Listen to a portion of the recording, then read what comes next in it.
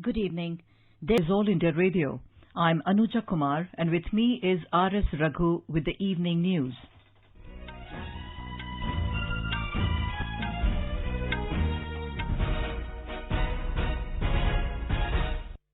The headlines.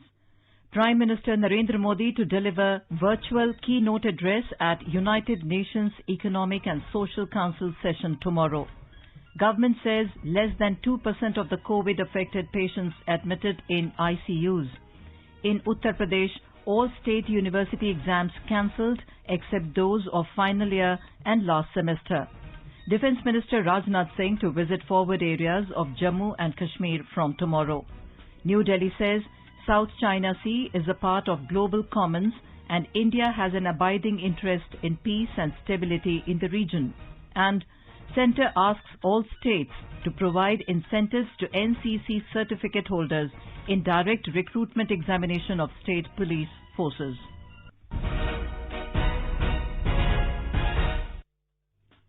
Prime Minister Narendra Modi will deliver a keynote address virtually at this year's high-level segment of the United Nations Economic and Social Council session tomorrow at the United Nations in New York.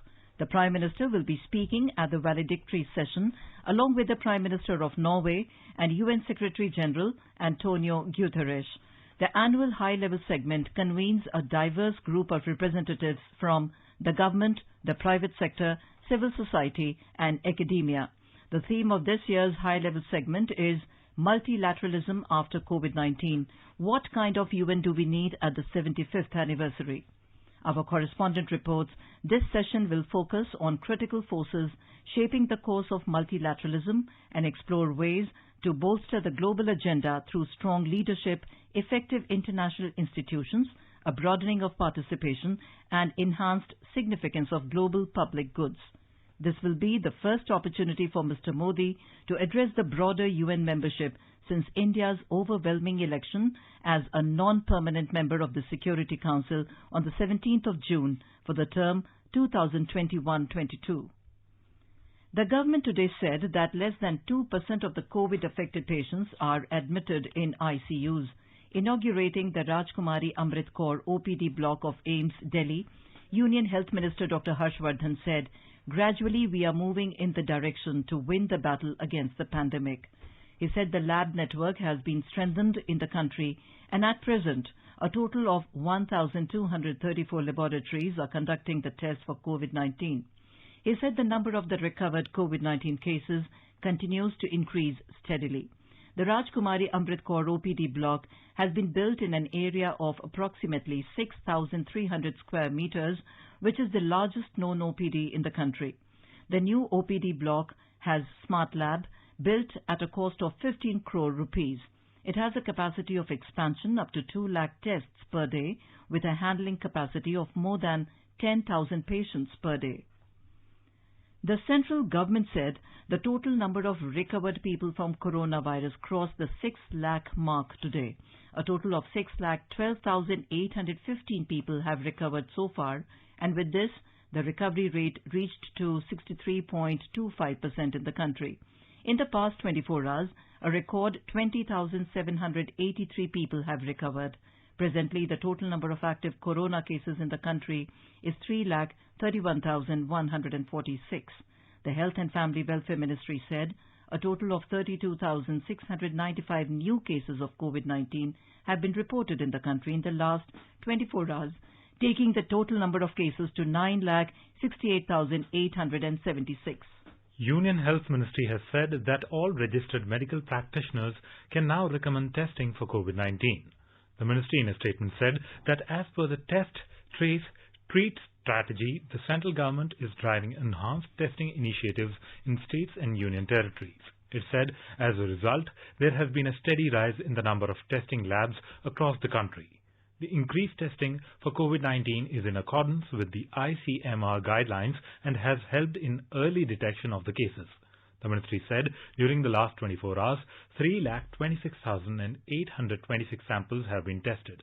The cumulative number of samples tested as of now is over 1 crore 27 lakh. The ministry said the testing per million in the country is consistently rising, and today it has crossed the figure of 9,231. A total of 1,652 new confirmed cases of coronavirus have been reported in Delhi during the last 24 hours, taking the total number of affected people to 1,18,645. Delhi government has confirmed that over 97,000 people affected with coronavirus have been cured so far. In the last 24 hours, 1,994 people recovered and 58 deaths were reported in the national capital, taking the toll to 3,545. In the wake of corona pandemic, Uttar Pradesh government has decided to cancel exams of all state universities except those of final year and last semester. Deputy Chief Minister Dinesh Sharma today said that students of other classes will be promoted on the basis of internal assessment. He said the final year and the last semester exams will be completed by September 30th either through offline, online or mixed mode by following standard protocols. Meanwhile, in another important decision, UP Board has decided to reduce its syllabus by 30% for this academic session. More from a correspondent. Deputy Chief Minister and Higher Education Minister of the state, Dr. Dinesh Sharma, today said that the decision was taken in the wake of corona pandemic and now classes of high school and intermediate of UP Board will run according to the new syllabus. They said that experts will soon prepare the month-wise annual educational calendar according to the class, course and chapters. It will be uploaded on the website of Uttar Pradesh Madhyamik Shiksha Parishad, popularly known as UP Board. Reduced syllabus will be divided into three parts. One part of the course will have that content which will be taught online or with the help of Doordarshan. Second part of the course will be those portions which a student can cover through self-study. And last and final part will be that content which can be included in project work. Sushil Chandra Tiwari, AIR News, Lucknow. In another important decision taken yesterday by state government has announced a date for joint entrance exam B.Ed 2020 which will now take place on 9th of August. In Bihar, a complete lockdown began today for 16 days in the entire state to contain the spread of COVID-19. It will be effective till 31st of July. The decision has been taken due to an alarming spike in the number of COVID-19 cases in the state. During lockdown, except essential services, all government offices, public corporations and educational institutions remained closed. Private and commercial establishments are also closed. However, ration shops, dairy, vegetable and meat shops have been exempted from the lockdown. These shops will be open from 6 a.m. to 10 a.m. and 4 p.m. to 7 p.m. In view of the rising COVID cases in Goa, the state government has decided to impose a complete lockdown from tomorrow till Sunday. Announcing the lockdown on the given days, Goa Chief Minister Pramod Sawant also said that strict Janta curfew will be observed from 8 p.m. to 6 a.m. till August 10th. He further added that only medical services will be allowed to function in the state. A report. In view of the rising COVID cases, the Goa government has decided to impose complete lockdown from tomorrow till Sunday. Announcing the lockdown on the given days, Goa CM Pramod Sawant also said that strict Janata curfew will be observed from 8 p.m. to 6 a.m. till August 10. He further added that only medical services will be allowed to function in the state. Meenakshi Banerjee for AIR News, Goa. Maharashtra reported its highest single-day spike of 8,641 new COVID-19 cases today, which pushed the tally of patients in the state to 284,281. According to the State Health Department, the death of 266 patients today took the fatality count in the state to 11,194. It said as many as 5,527 patients recovered from the infection and discharged during the day. With this, the number of recovered persons has grown to 1,58,140. There are 1,14,907 active cases in the state now. So far, 14,46,386 people have been tested for COVID-19 in the state. We have a report from our Mumbai correspondent.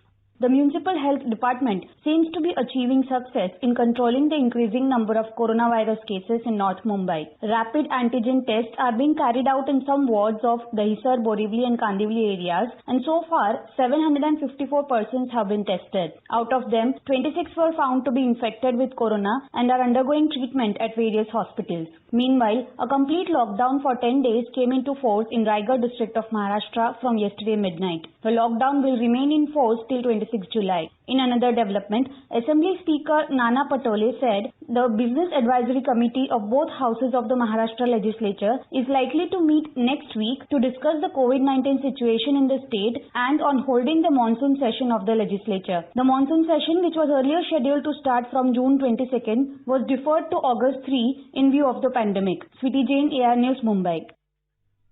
In Karnataka, COVID positive cases shot up to the highest ever single day surge of 4,169 cases today.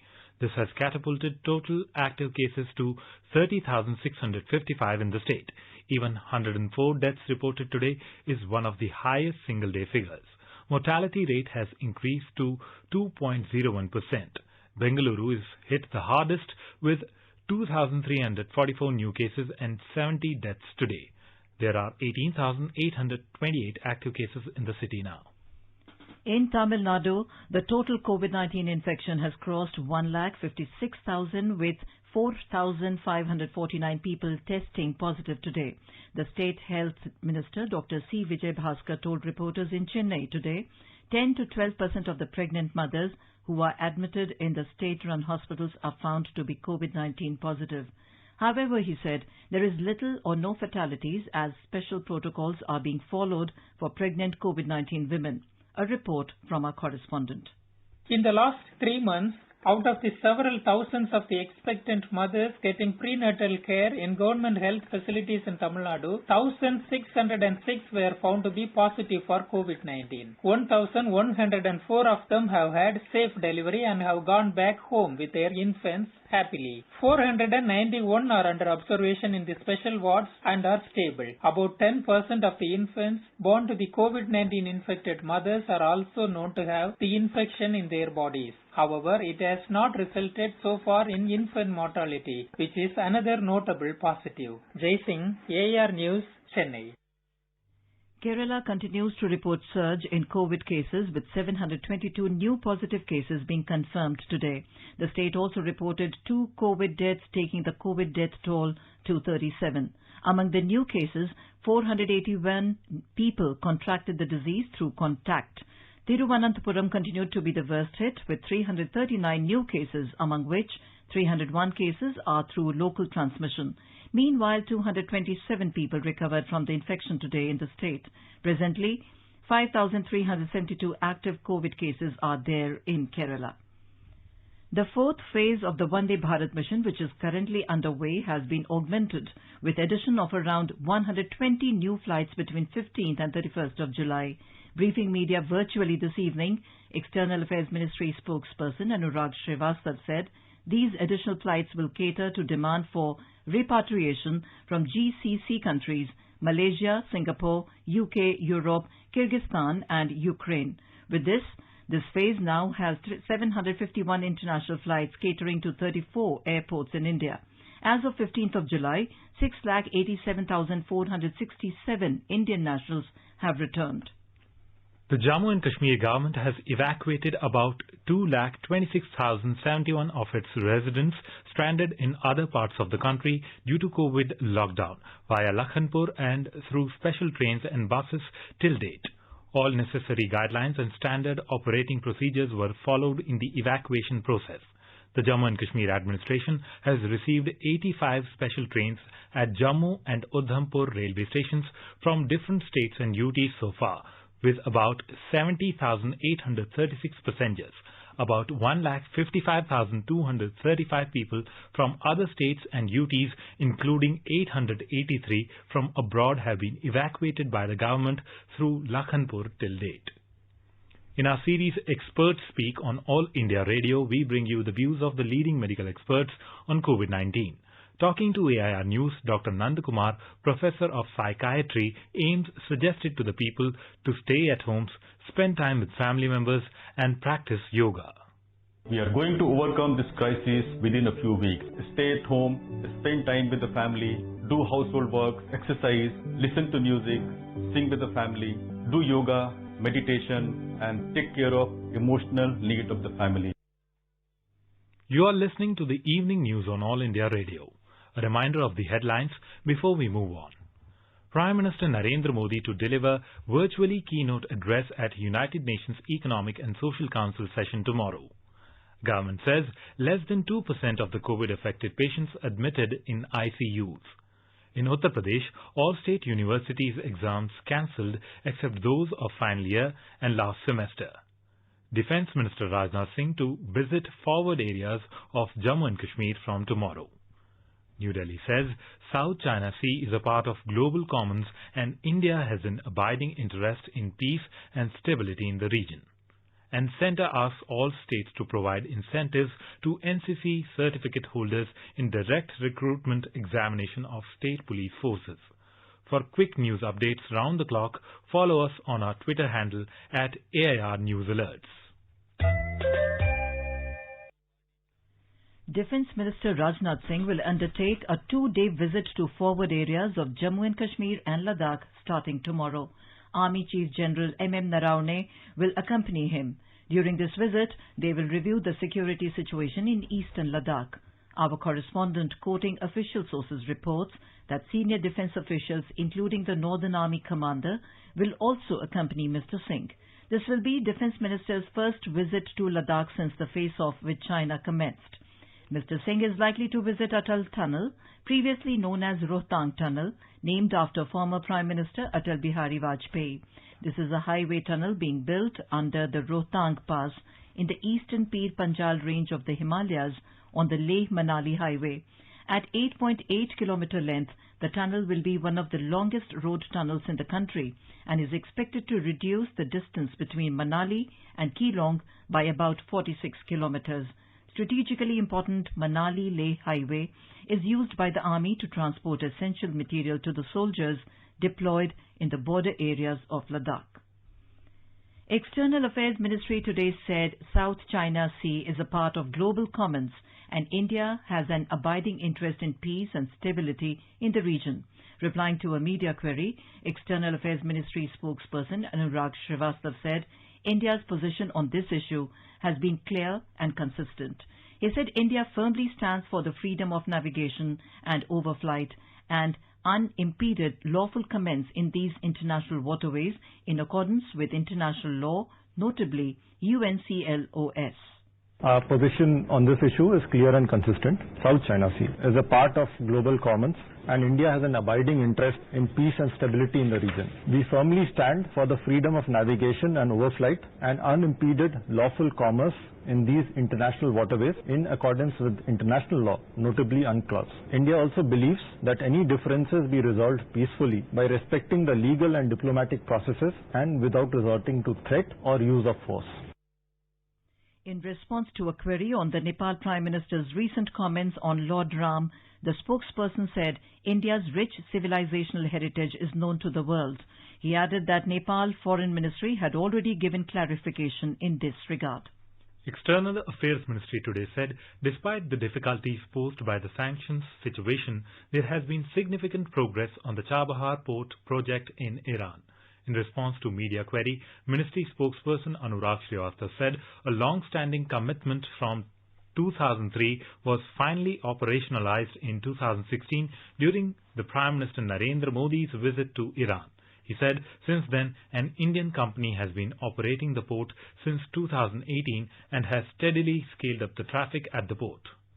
A long-standing commitment from 2003 was finally operationalized in 2016 during the Prime Minister's visit to Iran. Since then, despite the difficulties posed by the sanctions situation, there has been significant progress on the port project. An Indian company has been operating the project since 2018 and has steadily scaled up the traffic at the port. Proactive measures are currently underway to increase the usage of Chabahar port both for Afghanistan and Central Asia.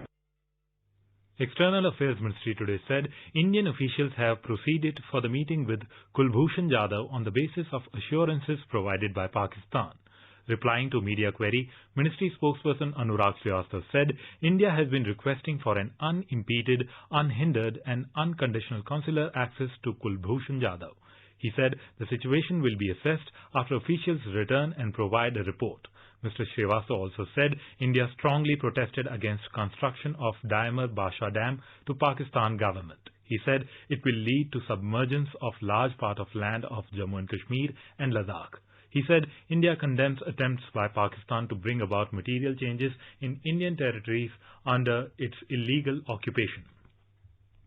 India and China have been engaged in discussions through established diplomatic and military channels to address the situation along the LAC in India-China border areas. Briefing media virtually, External Affairs Ministry spokesperson Anurag Srivastava said the two sides remain committed to the objective of complete disengagement and full restoration of peace and tranquility in the India-China border areas. India and China have been engaged in discussions through established diplomatic and military channels to address the situation along the LAC in India-China border areas. The two sides remain committed to the objective of complete disengagement and full restoration of peace and tranquility in the India-China border areas. The two sides will continue their diplomatic and military engagements to achieve these outcomes. The spokesperson said the process of disengagement along the LAC is complex and therefore unsubstantiated and inaccurate reports need to be avoided. He said this mutual redeployment should not be misrepresented and there is absolutely no change with respect to India's position on the line of actual control. He said India is fully committed to observing and respecting the LAC and any unilateral attempts to change the status quo along the LAC are not acceptable. Home Ministry has requested all the states to take requisite action for providing incentives to NCC certificate holders in the direct recruitment examination of the state police forces. In a letter to all the states, the Home Ministry said this will encourage more youth to join NCC and bring more disciplined, physically fit and well-trained youth to the state police forces. The Home Ministry has already decided to grant incentives to NCC certificate holders in direct recruitment posts of sub-inspectors and constables in the Central Armed Police Forces, considering efficacy of professional training and skills received by the NCC cadets. It has also asked the states and UTs to grant incentives to NCC certificate holders in direct recruitment examinations for their police forces on the same pattern as being given to the NCC certificate holders in direct recruitment by CAPFs. The Rajasthan High Court has accepted the petition challenging the notices issued to 19 rebel MLAs of the Congress by the Secretary of Rajasthan Assembly. The petition was filed by MLA Prithvi Raj Meena and 18 other rebel MLAs of the Congress, which was heard twice in the Court of Justice Satish Chandra Sharma later this afternoon. For the first time, advocates appearing for the petitioners sought time to amend the petition, which was accepted by the court. The amended petition was heard by 5 in the evening, after which it was accepted by the court. The matter will now be heard by the divisional bench of the court. The Assembly's Secretariat had issued notices to 19 rebel MLAs of the Congress on a petition submitted by the Chief Whip Mahesh Joshi, who sought to initiate proceedings related to disqualifying to former Deputy Chief Minister Sachin Pilot and other 18 MLAs for violating the party's whip. These MLAs have been asked to submit their reply by tomorrow. A report. Even after 6 days of long political drama, former Deputy Chief Minister Sachin Pilot is yet to issue an official statement. However, other rebel MLAs have released a video saying that they are fighting for their self-respect and are ready to pay any price for it. On the other hand, Transport Minister Pratap Singh Khacherewal said that if any MLA wants to return to the party, the doors are still open for him. On the other hand, BJP State President Satish Punia said that the party is keeping a close eye on the developments and will take a move at the right time. Meanwhile, Vice President of Bharatiya Tribal Party, Paresh Bhai Vasawa, said that his party is supporting the state government. After the matter of the ongoing conflict between the Congress and rebel legislatures reached the court today, there is a very little hope of the political deadlock ending soon. Jitendra Dwivedi, AIR News, Jaipur. The Central Bureau of Investigation (CBI) has arrested a manager of National Thermal Power Corporation (NTPC) Phalodi in Jodhpur, Rajasthan for demanding and accepting a bribe of 1 lakh rupees from the complainant. A case was registered on a complaint against the manager under Prevention of Corruption Act on the allegations that the accused demanded a bribe of 3,50,000 rupees from the complainant for smooth functioning of the work relating to cleaning of solar plant at Bhadla, Phalodi in Jodhpur district.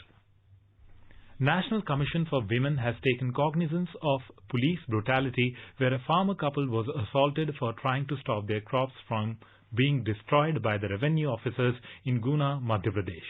The Commission chairperson Rekha Sharma has written to State DGP for ensuring swift and fair investigation in the matter. The farmer couple drank pesticide in front of police after administration destroyed their crop. Union Minister Dr. Jitendra Singh today inaugurated a 5-day orientation program for 5th batch of MBA and 1st batch of PhD program at Indian Institute of Management IIM Jammu. Speaking after inaugurating the program through digital mean, he said IIM in Jammu is one of the major achievements of centre in the education sector in Jammu and Kashmir. Talking about the educational boost brought about in the last 6 years in Jammu by the central government, Dr. Singh said, with the establishment of an Indian Institute of Management, Indian Institute of Technology, Indian Institute of Mass Communication and AIMS in the region, Jammu has emerged as an educational hub in North India. The government today launched the implementation guidelines for Animal Husbandry Infrastructure Development Fund AHIDF worth 15,000 crore rupees. The fund was approved by the Union Cabinet last month under the Atmanirbhar Bharat Abhiyan stimulus package for ensuring growth in several sectors. Launching the guidelines, Fisheries, Animal Husbandry and Dairying Minister Giriraj Singh said government has been implementing several schemes for incentivizing the investment made by dairy cooperative sector for development of dairy infrastructure. As per World Intellectual Property Indicators 2019 report, India has emerged as the top 10th nation in the ranking of the total resident and abroad intellectual property IP filing activity.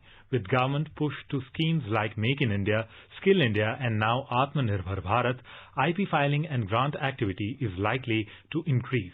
Industry 4.0 is witnessing new inventions and breakthroughs as it faces challenges in providing the right environment to stimulate innovation, especially in artificial intelligence and machine learning. Union Minister of Coal and Mines Prahalad Joshi has termed the news report of disinvestment in Coal India as false and completely baseless. In a tweet, Mr. Joshi clarified that the government has taken no such decision and it is continuously taking steps to strengthen the coal major.